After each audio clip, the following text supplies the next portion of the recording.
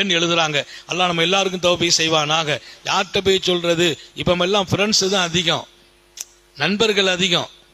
பெருமானார் ஸல்லல்லாஹு ஒரு காலம் வரும், நண்பர்கள் கொடுக்கிற முக்கியத்துவம் தந்தையை பின்னால் ஆக்குவார், நண்பனை முற்படுத்துவார் என்றார்கள் ஸல்லல்லாஹு அலைஹி வஸல்லம்.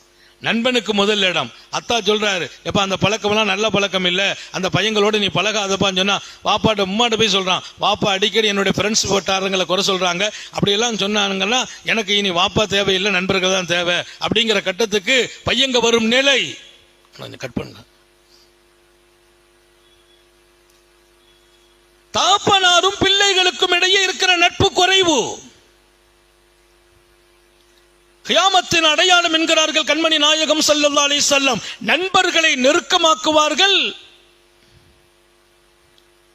பெற்றோர்களை பிற்படுத்துவார்கள். நண்பனுக்கு கொடுக்கிற மதிப்பு தாய்க்கும் தந்தைக்கும் கொடுக்கப்படாத காலம் வரும். நல்ல நட்புங்கிறது அது சொர்க்கம் வரையிலும் தொடரும். அல்லாஹ் குர்ஆனிலே அல் அகில்லாஹு யௌமைதின் பாதுகும் லிமாதின் அது இல்லல் முத்தகீன். இங்க நண்பர்களா இருக்கிற பல பேர் மறுமையில் எதிரிகளாக போயிடுவாங்க.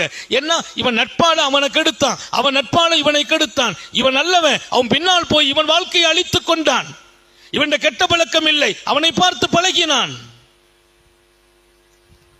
நண்பர்களா இங்கே வாழ்ந்தார்கள், அங்கே எதிரிகள். குர்ஆன் சொல்லுது.